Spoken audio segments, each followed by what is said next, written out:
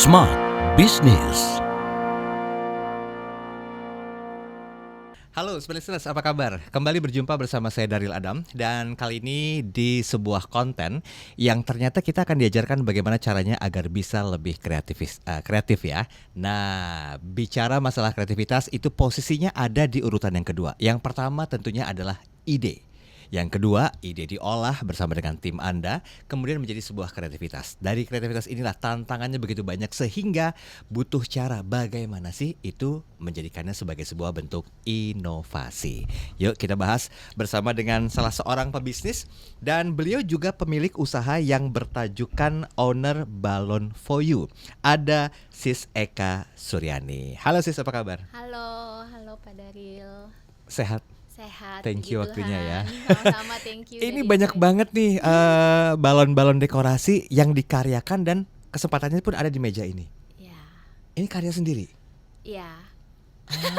Sebanyak ini? Iya, ini kebetulan karyawan aku yang bikin. Oke. Jadi tadi sebelum kesini aku minta tolong buatin dong contoh buat bisa dipajang. Display. Ya, di display. Oke. Tapi tiap bentukan ini beda-beda ya? Beda-beda. Sis Eka ya. Beda-beda. Kreativitas di sini ada. Ya. Apa sih arti kreativitas dari usaha yang digeluti sama Sis Eka ini? Kreativitas seperti yang kita tahu ya, kayak di dunia ini tidak ada yang baru gitu. Jadi kita banyak referensi-referensi dari luar, ide-ide dari luar yang kita serap, terus kita memunculkan ide baru dari sana gitu. Jadi kita kayak membuat sesuatu yang baru lah dari yang udah ada di sekeliling kita. Oke, berarti sebetulnya tantangannya tuh berat juga ya. Lumayan. Ketika mungkin seorang customer mesen dengan kreativitas yang beda-beda, itu kan perlu pemikiran yang nggak sebentar ya Sis Eka ya. Iya. Mewujudinnya gimana dengan tim yang bertugas saat itu?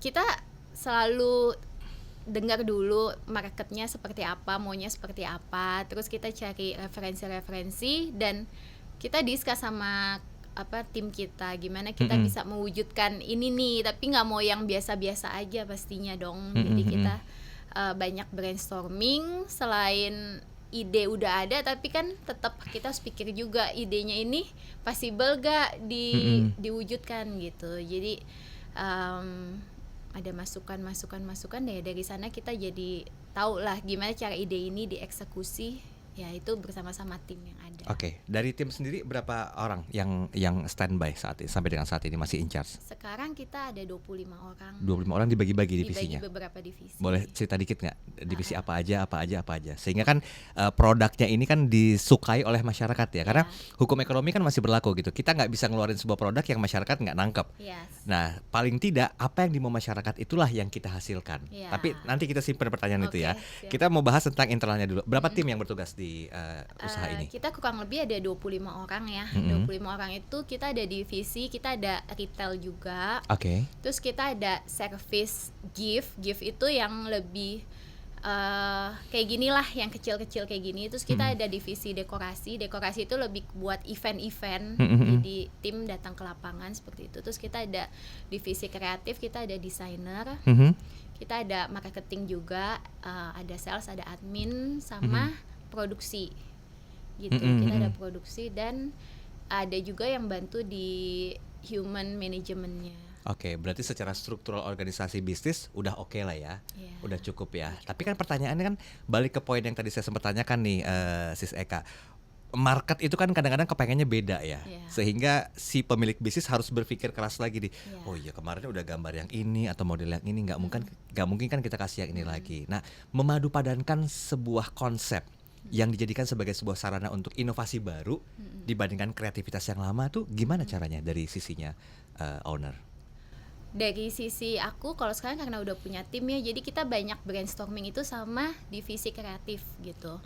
Jadi untuk sekarang alurnya itu kan customer akan memberikan discuss kemauan mereka mau seperti apa itu sama sales kita gitu ya, sama admin kita. Nah dari sana baru dibawa ke tim kreatif ini, apakah memungkinkan buat tema-tema seperti ini. Kalau memungkinkan ya oke, ayo kita eksekusi gitu. Mm-mm, Tapi kita di proses eksekusi itu kita discuss lagi, misalnya lah tema Elsa gitu, kita udah sering bikin tema Elsa, kita nggak mau bikin Elsa yang sama gitu. Kalau kali ini kita bikin apa ya? Itu kita banyak ya, untuknya teknologi sekarang udah luas ya, jadi kita banyak googling juga, kita banyak sekarang Pinterest, kita bisa searching dan Instagram juga banyak banget insponya. Jadi dari sana kita cari-cari, kita send gimana kalau bikin ini.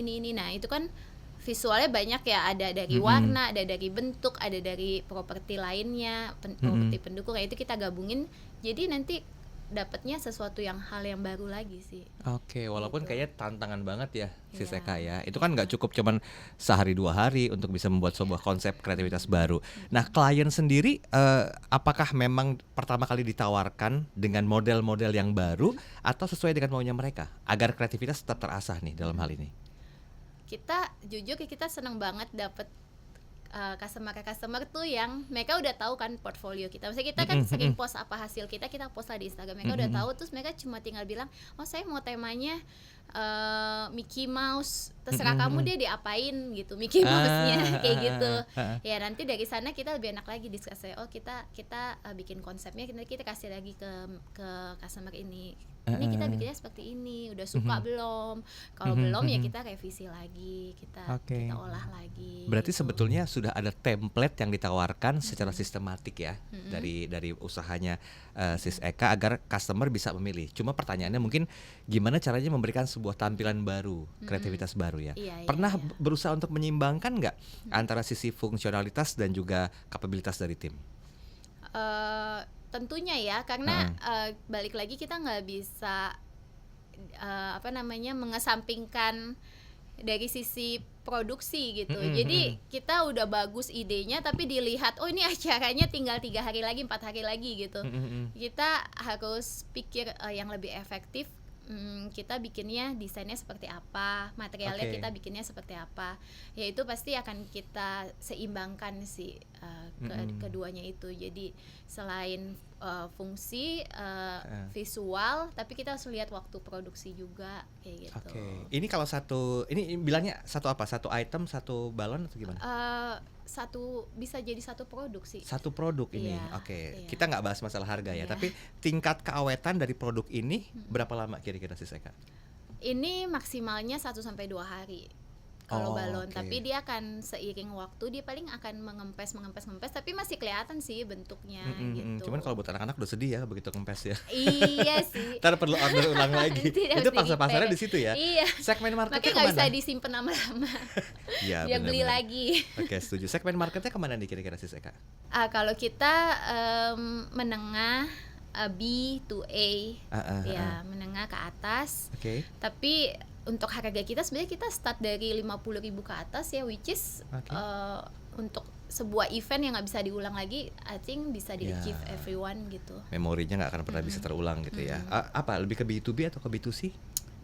B2C dan B2B dua-duanya. Kalau event kita dekorasi kita banyak juga B2B. Tapi kalau yang produk seperti ini banyak B2C. Lebih ke B2C ini. Iya. Dan ini ke pasar digital juga ya. Pasar digital Maksudnya kayak gimana? jual di Instagram, di sosial media, iya, seperti di itu. website kita. Oke, ada. customer lebih memilih yang kemana? Ke direct langsung ke workshopnya, ke WhatsApp atau gimana? Untuk sekarang ini lewat Instagram dan WhatsApp sih kebanyakan. Oke. Lebih lakunya tuh lewat situ ya, Iya. karena bisa direct message langsung Iya. ke ownernya. Iya. Oke.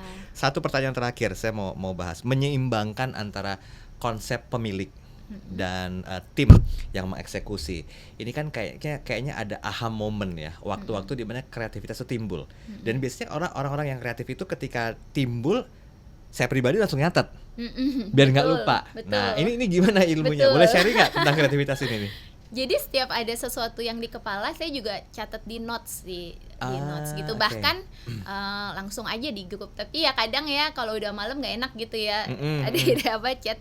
Jadi ya di notes, nanti abis itu langsung kita lempar aja ke grup ini ada idenya, atau nggak cuma ide untuk suatu project, kayak lagi jalan-jalan siapa ada yang lucu potret, ini next time kita bisa bikin kayak gitu. Berapa lama adaptasinya dari pemikiran ide, dari aha moment yang didapat sama Sis Eka, terus bisa diaktualisasikan ke tim? Itu kan pasti butuh penyampaian dulu, maksudnya agar bisa menjadi seperti ini. Nah itu tim berapa lama menangkap momentum itu?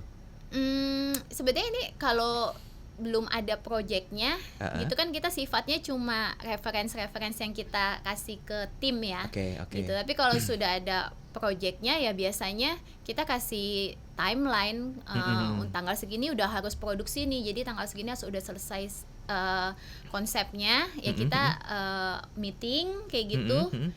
Itu harus dijelasin, ini mau bahan apa, ini mau mekanismenya seperti apa, kayak gitu.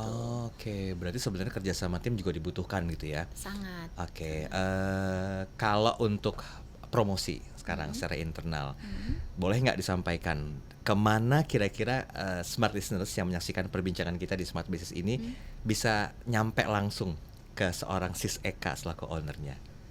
Instagramnya apa, websitenya, atau ada YouTube-nya untuk pembelajaran?